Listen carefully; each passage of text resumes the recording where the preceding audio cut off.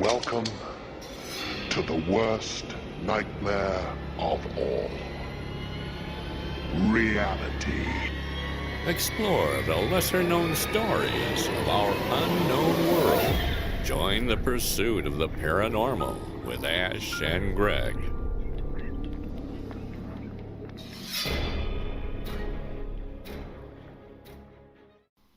Hello everybody, welcome to this week's episode of Pursuit of the Paranormal.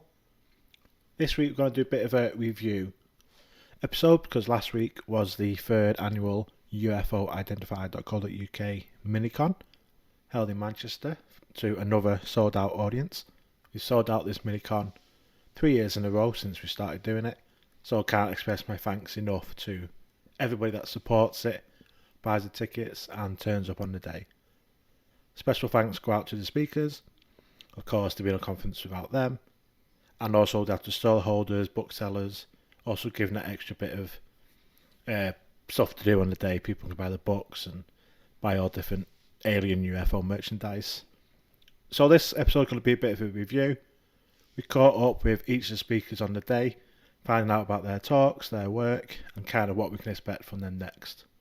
So the first interview is with Abby and Nat from UFO Identified, previous guests on the podcast. So I'll just go and play the interview now.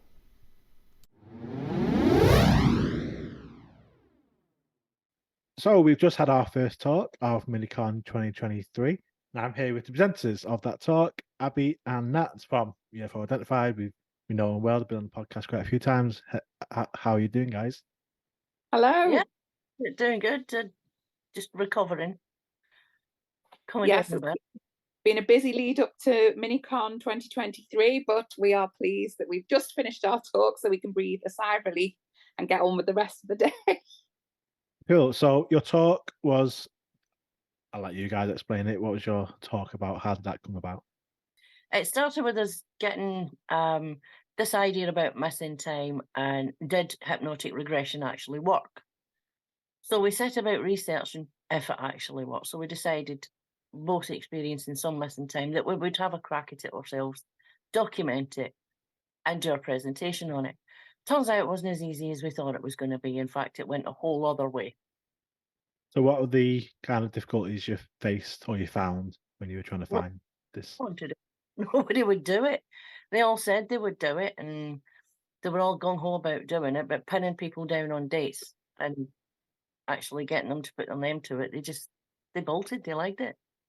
So why do you think that people weren't interested? Once people expressed initial interest, why do you think that kind of then backed off?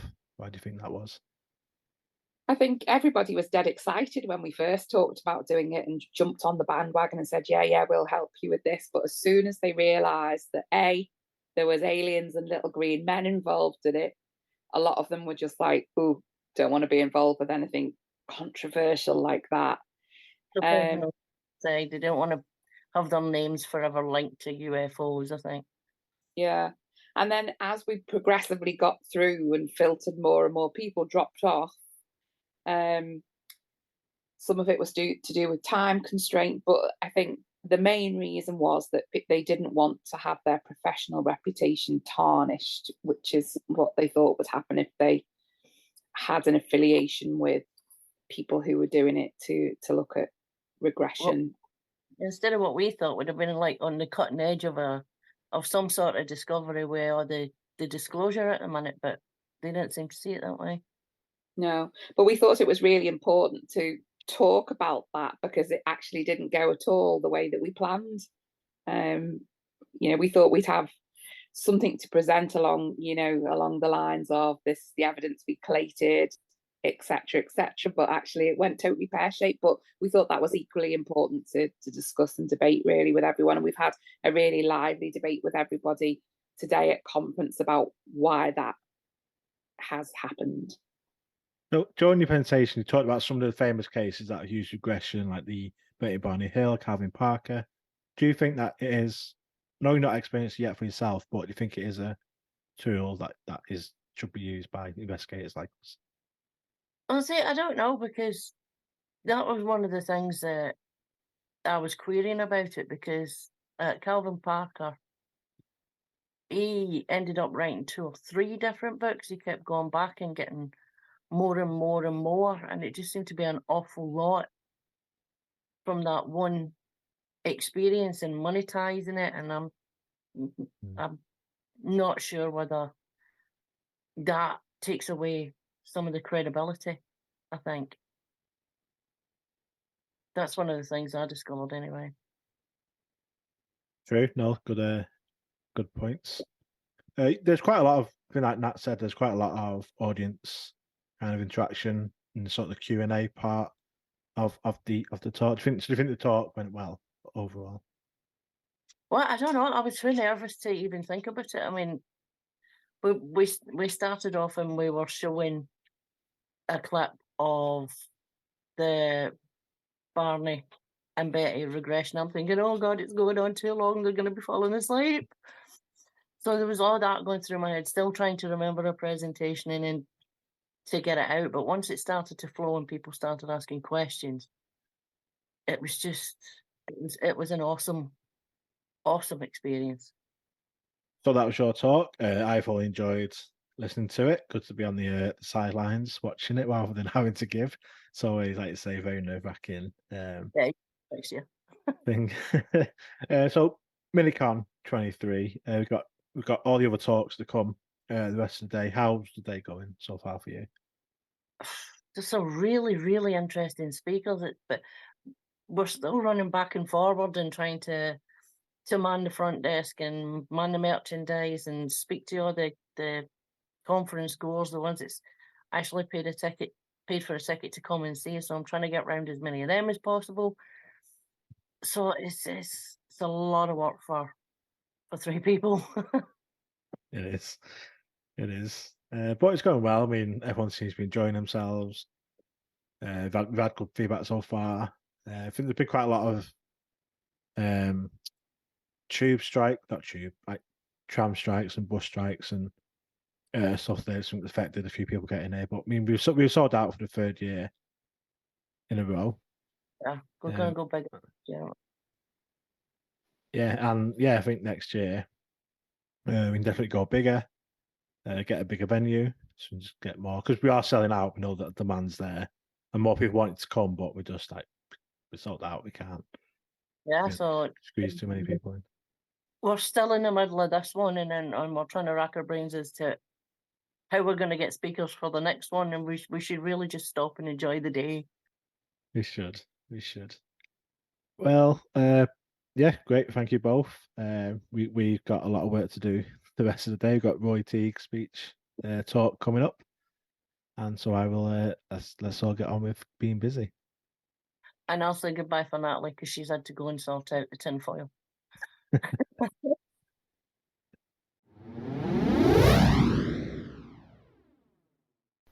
Thanks again to Abby and Nat for taking time to talk to me, and for their great talk about hypnotic regression and their journey of trying to find somebody to hypnotically regress them. They both had weird experiences they want some answers for, and that journey is still ongoing, so hopefully we will see some kind of resolution on that in the coming months and years. On to our next talk is serving West Midlands Police Firearms Inspector Roy Teague. He co-authored the book The Haunted Skies with John Hanson, which is available to buy on Amazon and from John and Roy themselves. Roy's talk was on police officer sightings, or former police officer sightings, ex-policemen, and the book is so full. There's so many sightings, and like the only kind of thing they had to have was that they were serving or former police officers, and there's been a lot. He also talks about this kind of police attitudes towards UFOs and the whole topic, and kind of banter, and also some of the difficulties he's faced as quite a senior level police officer from his colleagues and from his seniors regarding his work in this topic. So me and Greg grabbed Roy for a chat, and this is what he had to say.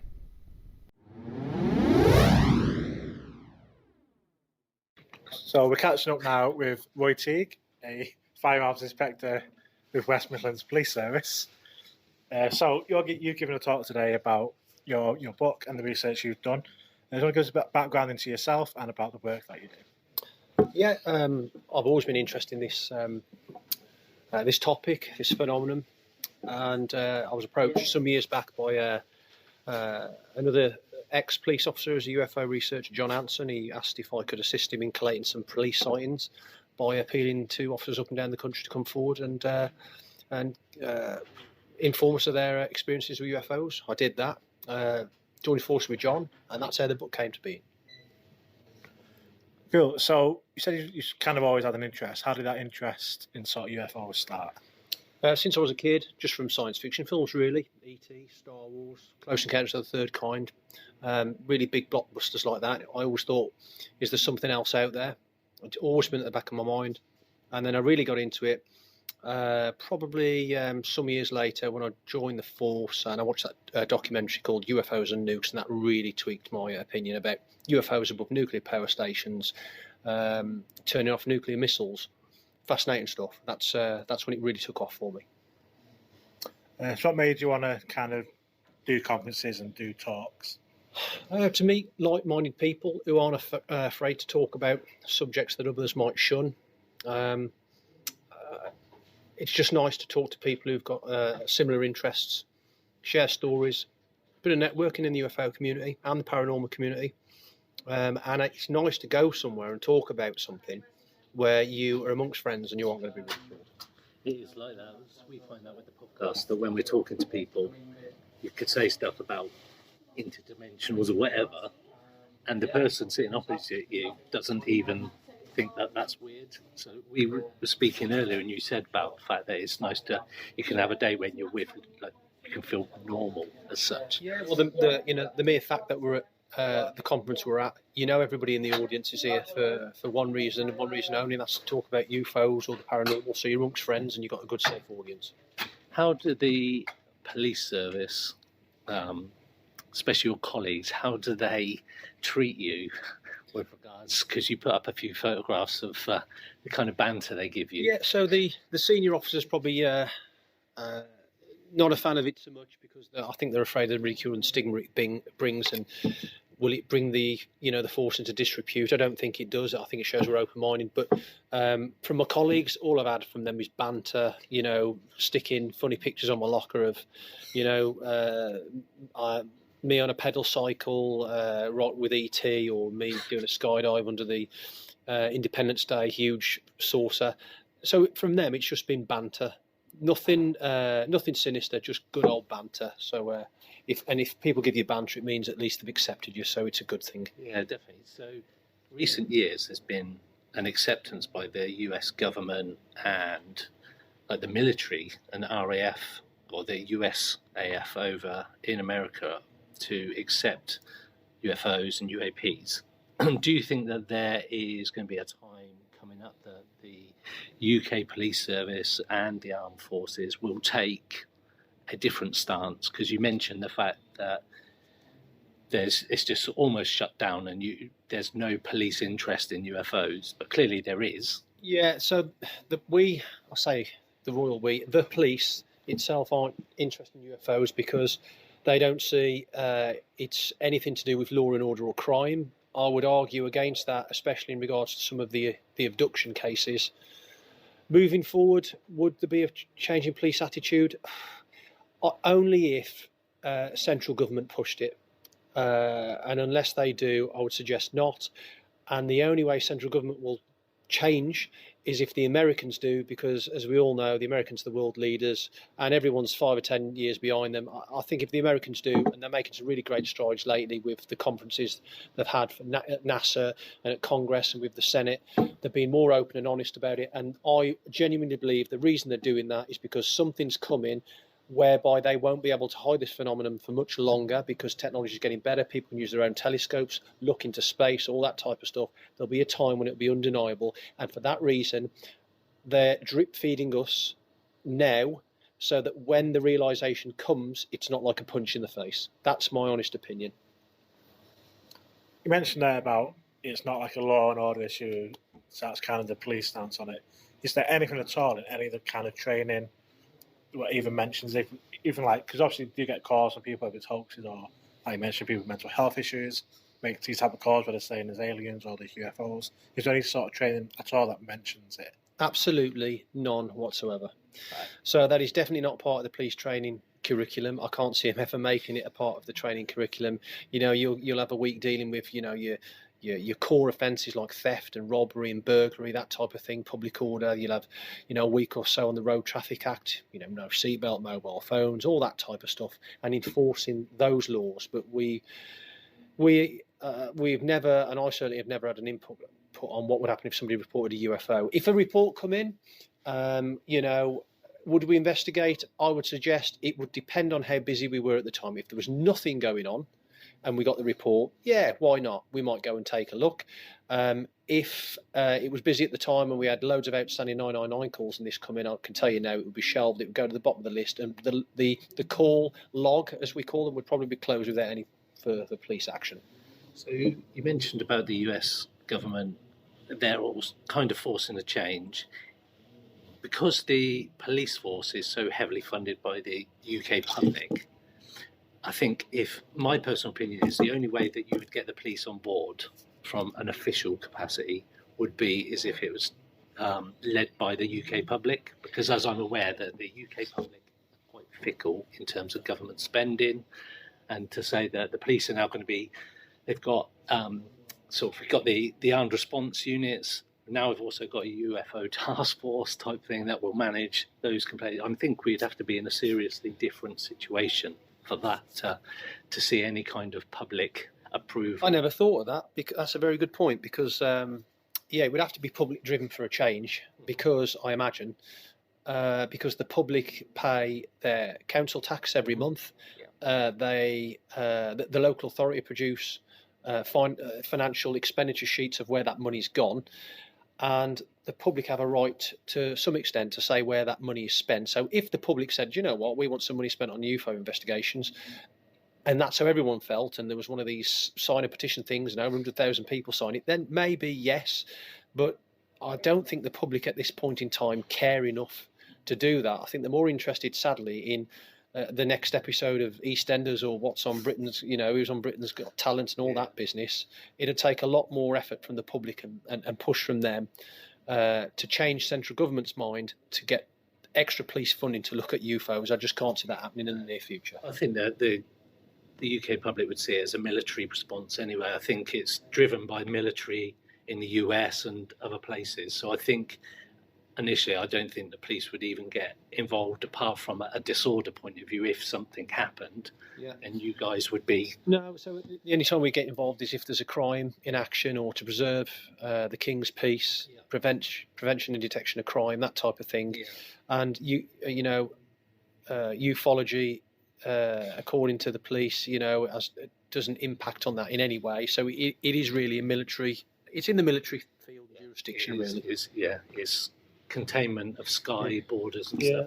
Although, like I said before, I would argue the case that when you get abduction cases come in, well, abduction is a crime, it's kidnapping, and yet as soon as we find out the abduction relates to an allegation from a UFO or extraterrestrial point of view, we would just put that down probably to mental health. Let's be honest about it, and it's a shame. And who is to say, if we did a bit more delving, that we might find a crime report in there and the offender might be somewhere that is not from this planet.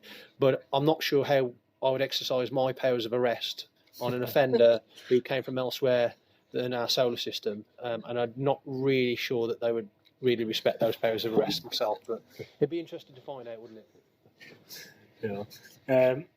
Last question: how have you found the Mini-Con as a whole? You know what? I didn't know what to expect. I've done a couple of talks before, and this was right up there and among the best of them. Really, really well organised, brilliant facilities, lovely people. Like I say, great to give a talk in front of like-minded people. Very well attended. Yeah, I can't fault it. Would I come again? I'd come here to speak again, and I'd come here also as a visitor to listen to anyone else that was brought here. Brilliant stuff. Nice one. Thank you, Roy. Thank you.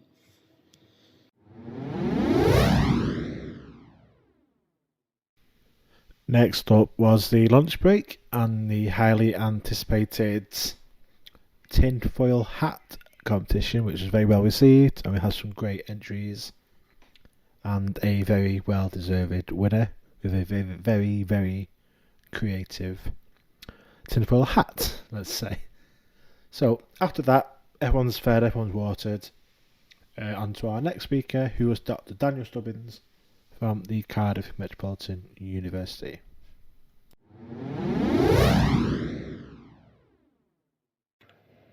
So we're now here with Dr. Daniel Stubbings from Cardiff Metropolitan University, who's been giving one of the great talks today. Daniel, do you want to give us just a bit of background into yourself and who you are? Yes, so I'm a clinical psychologist, and so I currently work 2 days a week in cancer and palliative care in the NHS, running a service there, and 3 days a week as a principal lecturer at the university. And so I oversee about 5 to 6 master's thesis students, about 5 undergraduate thesis students, and I do the majority of teaching on several modules across the university at undergraduate and postgraduate level. I have a PhD student, so yeah, quite a bit on, and yeah, family life and all that around it as well. Yeah, it sounds really busy. My daughter's doing psychology at university actually at the moment, so yeah, should be fascinated to have come really. So what was your talk about today, if you can let So my talk was primarily about 2 things, which were 2 research projects that I've done at the university, where they were student projects, but I oversaw and did a large chunk of it. So the first one was looking at what are the psychological and social needs of experiencers. And I had a small group of just 4 participants that I was just looking for a qualitative analysis as to what they saw as the experiences that they've been through and the psychological and social kind of impact that's had, and then what unmet needs they have as a result of those experiences. And then the second study was looking at what's the personality variables of experiences and what kinds of dynamics do they have characterologically as to what makes them tick, because I suppose I wanted to confirm or disconfirm the whole stereotype that people who see UAP are slightly more just eccentric, strange people. And is that true or is that not? And we found, unsurprisingly to me, that that wasn't the case, that it's actually more agreeable, open, grounded, kind of less emotional people that tend to report UAP. So in some ways that's a positive finding. But and I guess another little bit of that project was that only about 15% actually report their sightings anywhere. So it's a nice interest that there's so many more sightings that potentially actually occur, because people think, 1,000 cases a year through MUFON, and if that's kind of like sort of 15%, there's a large chunk more that kind of potentially happen. So, yeah. How does the university view this kind of subject matter?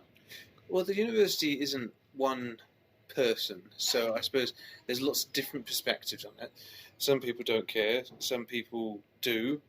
I think thinking of it as more as a body, as an entity, I think the rules are don't put the public in danger, don't put participants in danger, don't bring the profession and the university into disrepute. And so my arguments against that is that what I'm doing is always covered by ethical approval. And the other element is not bringing the university into disrepute, is that I'm just looking for data and I'm asking questions. And they've been gracious enough to let me do that within the commitments I already have. I'd like it if they moved to it becoming a greater focus of what I'm there to do, but that's not just in my job role, because I'm also developing a treatment clinic sort of outside of all that, and developing courses and other things that take up the time. So you have students kind of like worked on these projects. How they kind of think about the subject matter? Because I would have loved to be part of something like this when I was younger. Well, all the students so far that I've that's maybe been allocated to me, or they've maybe chosen, like I might give an array of topics and then some students choose those, as where other students just get allocated. I've not yet had one who has had a prior interest, who's been fully aware of the topic and is like, this is exactly what I want to do. It's more like I've kind of brought them up to speed on something. They've kind of gone, okay, And I have to play that very kindly and respectfully, because it is a power imbalance. If he was their supervising lecturer come in and say, "What do you think of doing this?" It's hard for them to kind of go, "I think that's crazy. I don't want to touch that with a barge pole." So it's kind of like it's a delicate balance between helping them feel free that, look, you literally don't have to do this, but it would be great if you do, because like I've got a vested interest in this, and I know where it needs to kind of go, and I can help you a lot more with it because it's so much of a more tenuous thing. So some students, they might have an idea about topic X, and so it's like, okay, fine, I can supervise and you can go off and do that.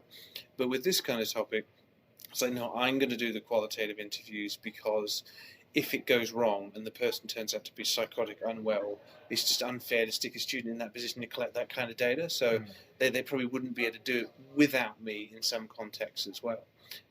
But you can argue that actually leads to a better student experience, and they get to work more closely with stuff. And all the two that I've worked with, and the other two that I'm now currently working with, they all seem very pleased that they've ended up doing the topic, because once you start scratching the itch, they're like, "Oh my dear God, this is actually quite interesting." It's like, how could it not be? Really? And so once it gets over that degree of stigma, and particularly now because we've got one published, I can say, look, I have actually published this stuff. I'm not crazy. You know, we can actually do research on this. And it's like, oh, that piques their interest in a different way. Cool.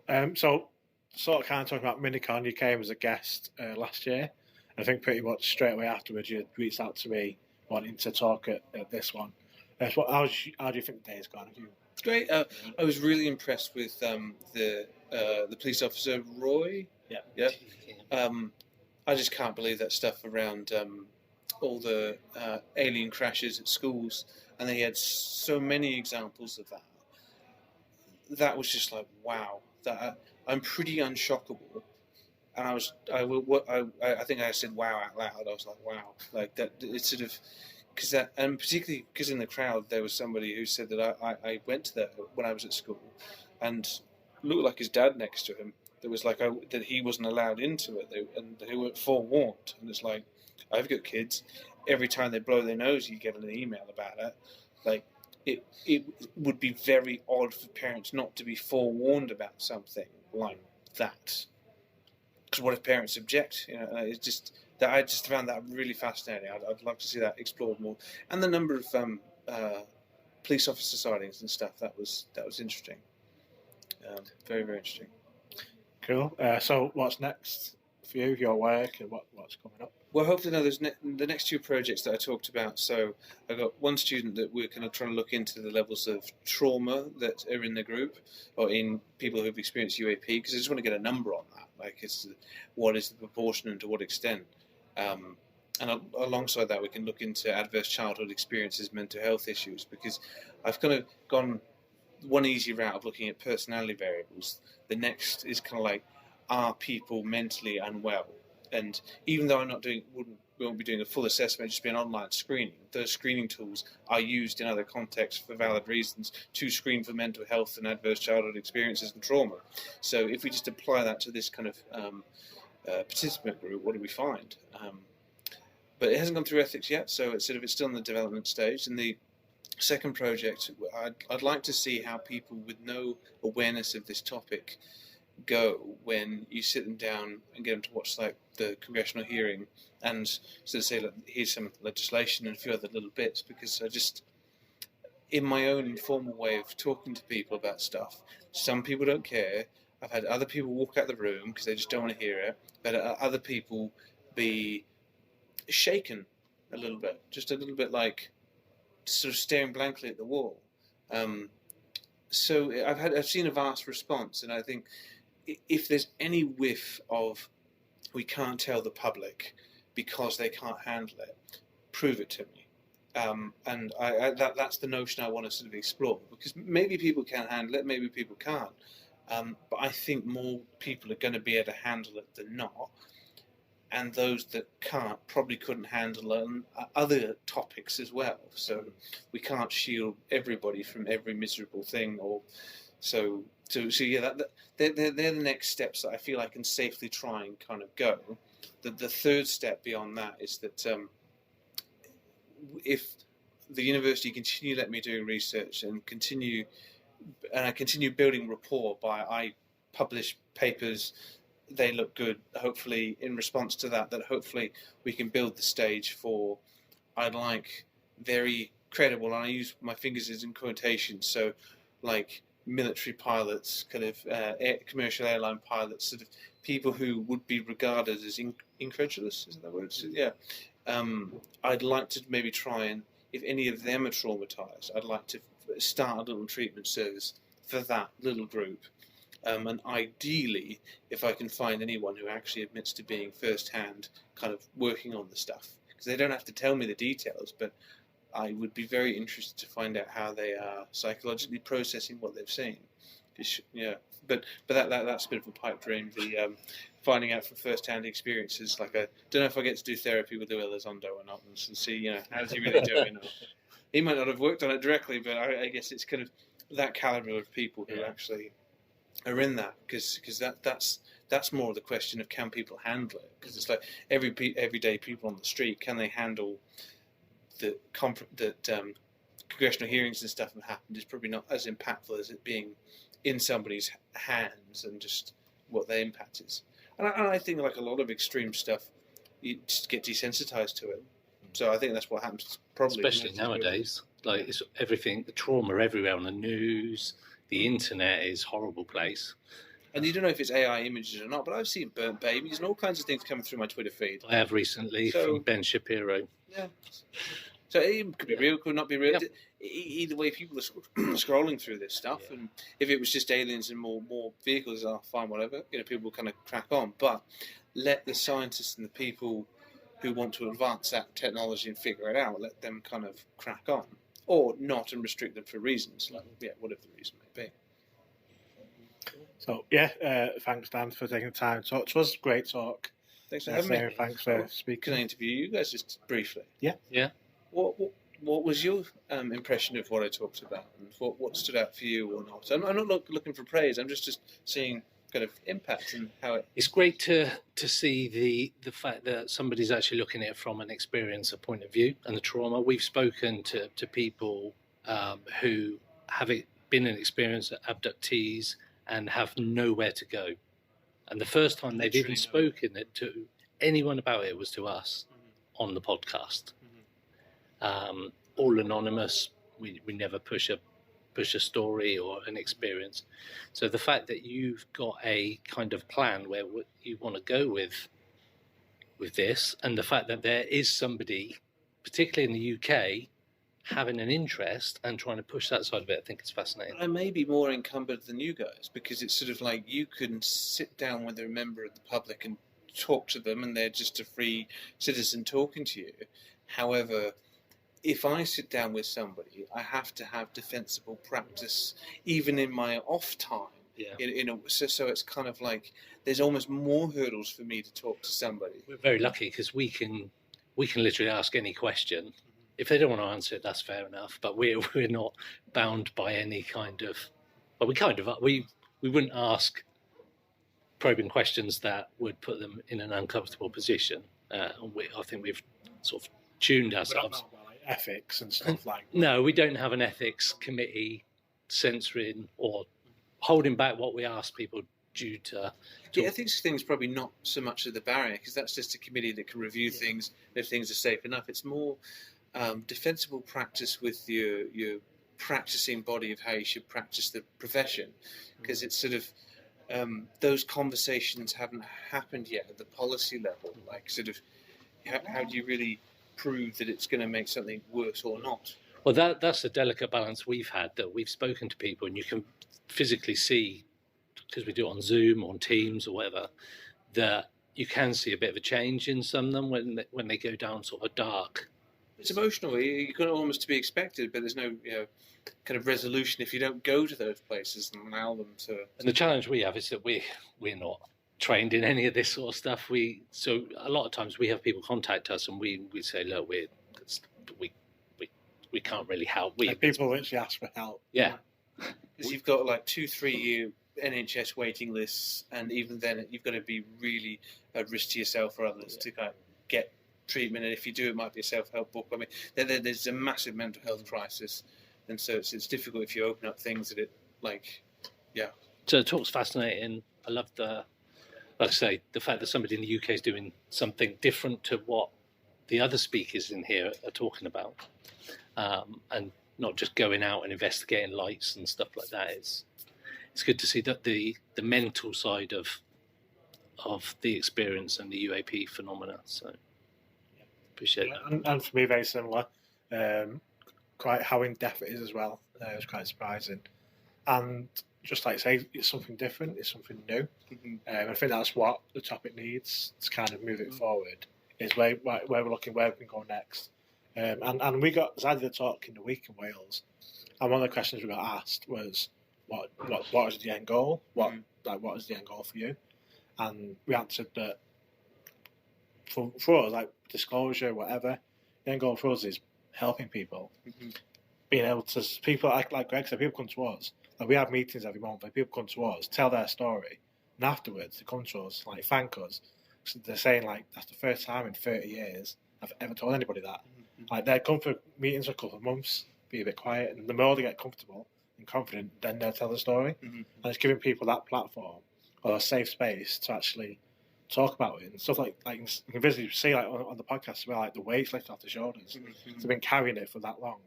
So I think the work you're doing is great, and like I say, that hopefully we'll have somewhere where we can send people, we can refer people, that get the help, because there's like if people have trauma, even if it is an adult experience, maybe whether that experience happened in real life or not, or whether they thought it happened, that trauma is still there, but there's nowhere for them to go. Like if it's PTSD or trauma is there, regardless of where it came from, it's still there. But if they go to doctors and say, I was abducted and now I've got issues, it's not really great day as always, mate. Great. Hit the road. So hopefully capture a booth next year, so I'll be in touch about getting that set up. Great time. Excellent. Again, absolutely amazing. See you later. Well, yeah, so to have somewhere where like maybe in the future we can refer people. I mean, that's what it'd be nice to kind of create in some way. Whether or not I'm allowed to do that within the university, or if one day I can do that in private practice, depends how much of a need there kind of is, and to what extent, sort of thing.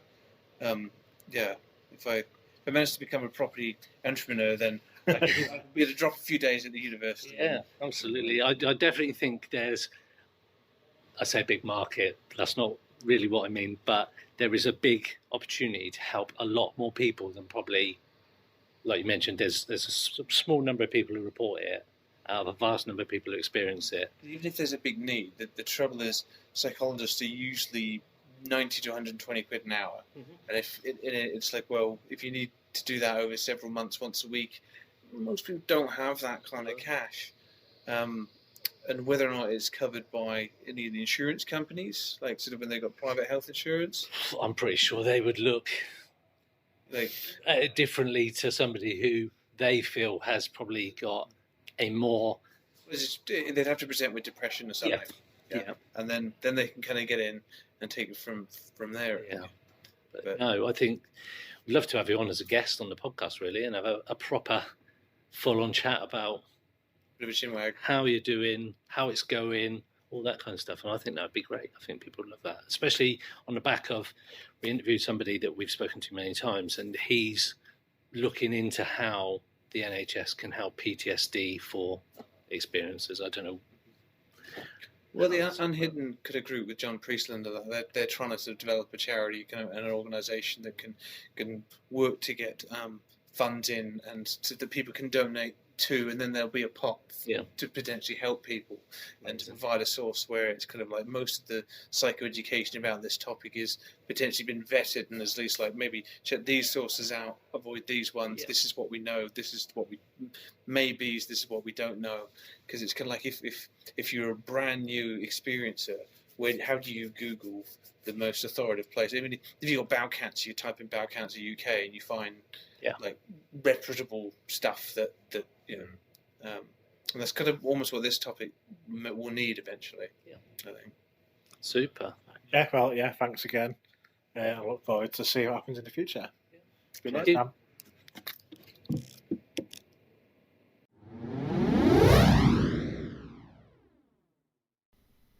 On the back end of Dr. Daniel Stubbings' talk, we gave a bit of a platform to Davy Johnston from the Mechanism podcast.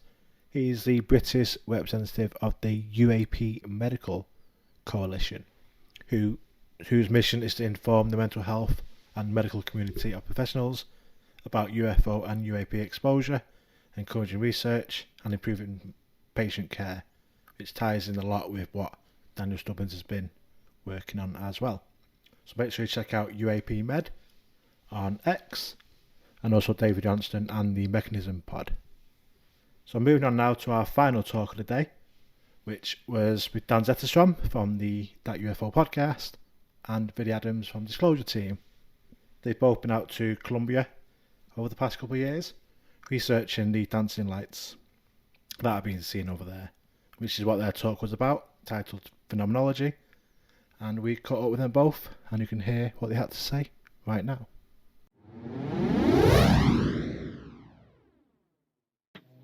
So we are now here with Dan Zetterstrom and Vinnie Adams, who are giving a talk this evening at Mini-Con. Guys, introduce yourselves both quickly. I am Dan Zetterstrom from That UFO podcast and UAP Media UK. I am Vinnie Adams from Disclosure Team and UAP Media UK. Brilliant. So you're talking at Mini-Con this year. Vinnie should have been here last year but wasn't. He was a late pullout. And Dan took part in our UFO podcast panel last year with Andy and Frank. So what made you want to come and give a talk at Mini-Con? Mainly because I love you guys. You put on a really cool event with some really cool speakers, and it's honestly just a pleasure to be a part of and meet everyone here that's interested. And yeah, it's nice to see some UK-based events kind of punching upwards, you know. Yeah, absolutely. I think it's good that we get these kind of smaller events as well. It's a lot more personal, and you get to kind of mingle with people and also give a presentation. So it's just an honour to be here. So thank you. Nice one. I know, Dan, you've been traipsing all over the world. Just a bit, yeah. Recently, so we both have really doing some work for your talk. Can you give us a bit of information about your talk and what you're going to be presenting today? So, I've been trekking all over the world, Mexico, America, and then in the midst of all that, we've been doing this project in Colombia that Vinnie got me involved with Ashley Cowie, where there's basically a mountain that experiences these lights flashing on them, and there are reports of like sources, tic-tacs, different things, and a lot of people locally refer to the lights as, they kind of say, it's ancestor spirits. So it's interesting to explore via a series called Phenomenology how people kind of interpret these phenomena with different lenses. To us, that's a UFO. To them, it's their spirits or their ancestor spirits. It's not the kind of thing they'd go run into a newspaper to report like us, where we're kind of like, oh yeah, we have to put all the data in and stuff like that. Over there, it's more of a spiritual, personal experience. Yeah, and these people, they live with it every day. So, you know, they're willing to talk about it. There's no stigma whatsoever. It's just part of everyday life. And in all the local towns, you just see murals of UFOs, pictured with this mountain. It's just beautiful. And it's great to be able to speak to witnesses, both people, from the towns, but also you can speak to a lot of the indigenous people as well, who kind of go more to the spiritual side. So you get a kind of bit of everything. And to actually be experiencing that culture firsthand, being there, I think really helps with the kind of boots on the ground investigation. It's really, sorry, go ahead. No, I was going to say it really helps with the credibility of the accounts. If they've been seeing it, they don't see it as a UFO or UAP or whatever you want to call it, and then they see it as like their ancestors. So why do you think that mountain, is it a particular mountain or is it mountains in general? Because there is another mountain in the US that experiences similar stuff, Mount Adams.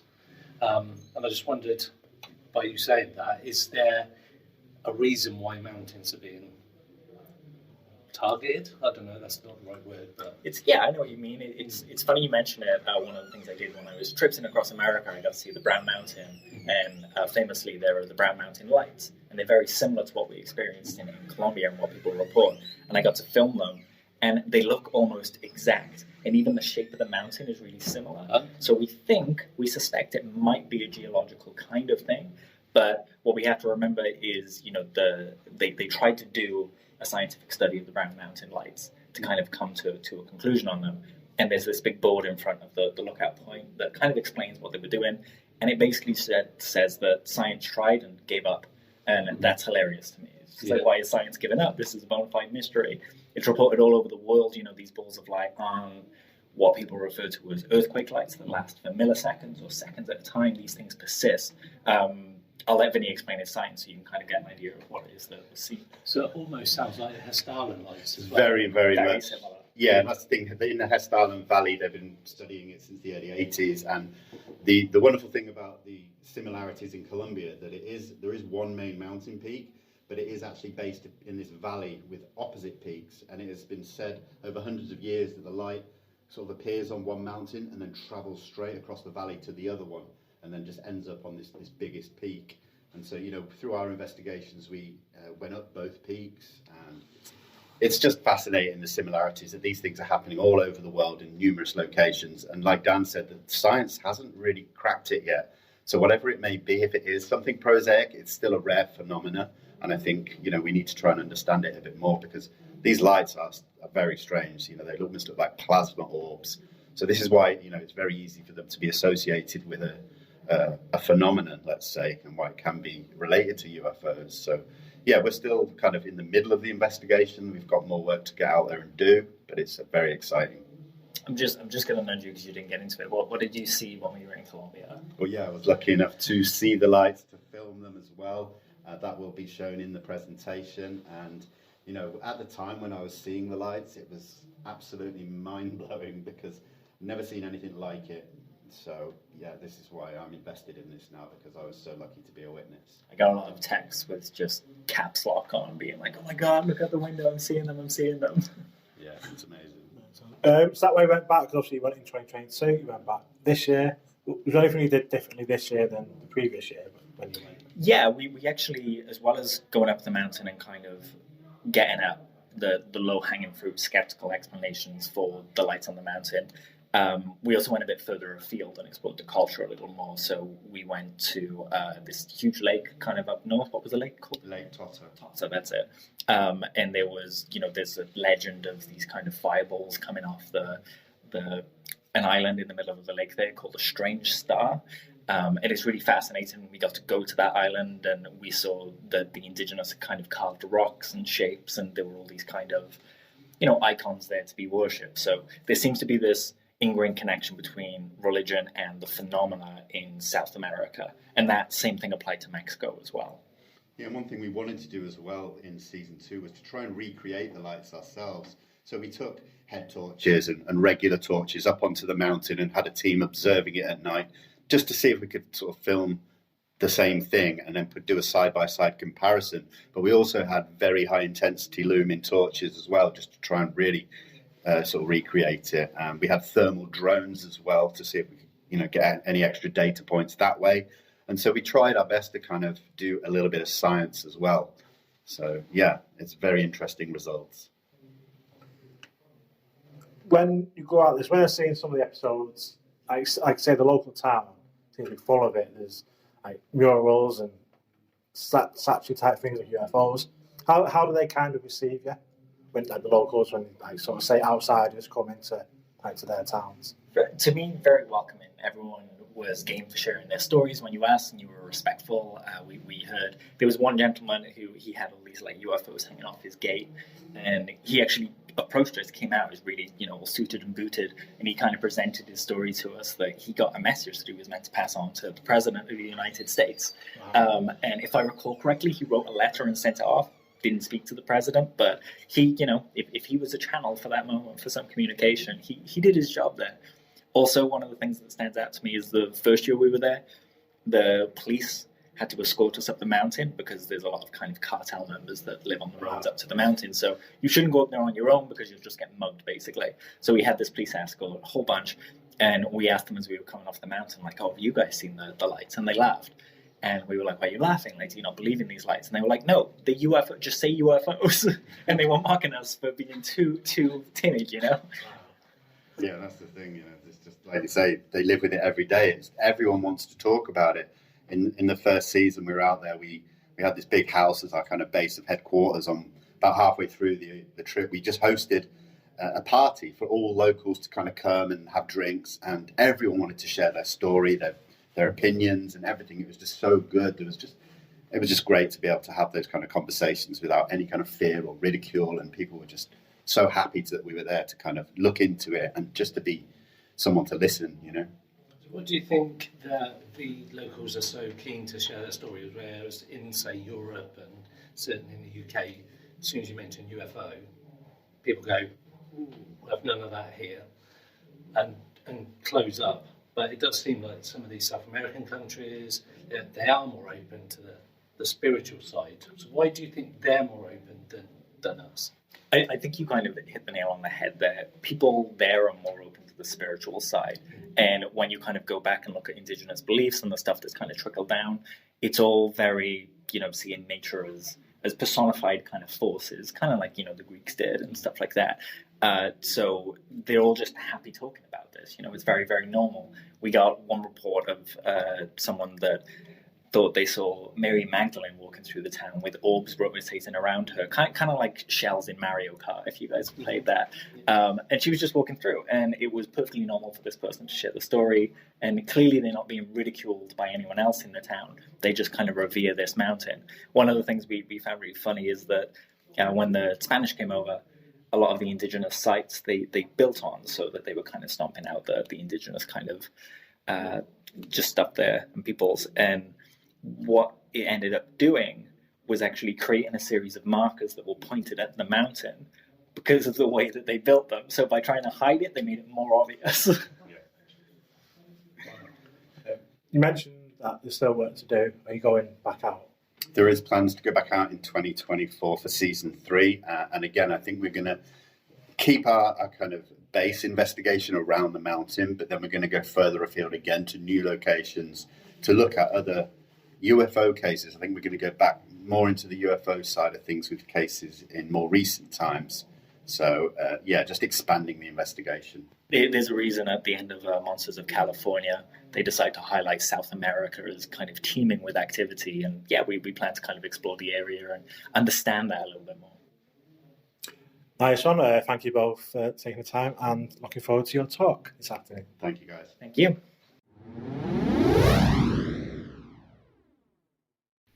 So that rounds up Mini-Con 2023.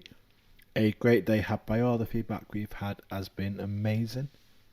And plans are afoot for Mini-Con 2024 already.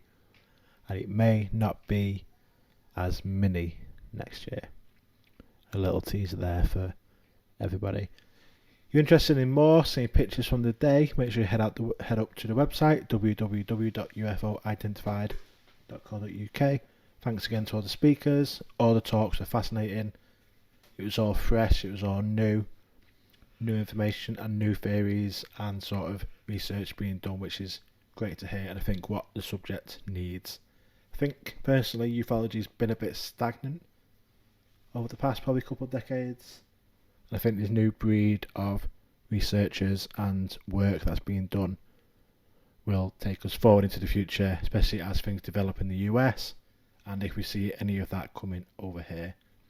So thanks everybody. Hope everybody had a great day. If you've got any pictures, make sure you send them to us. Love to see everybody's pictures and videos from Mini-Con, and we will see you all soon. Bye for now.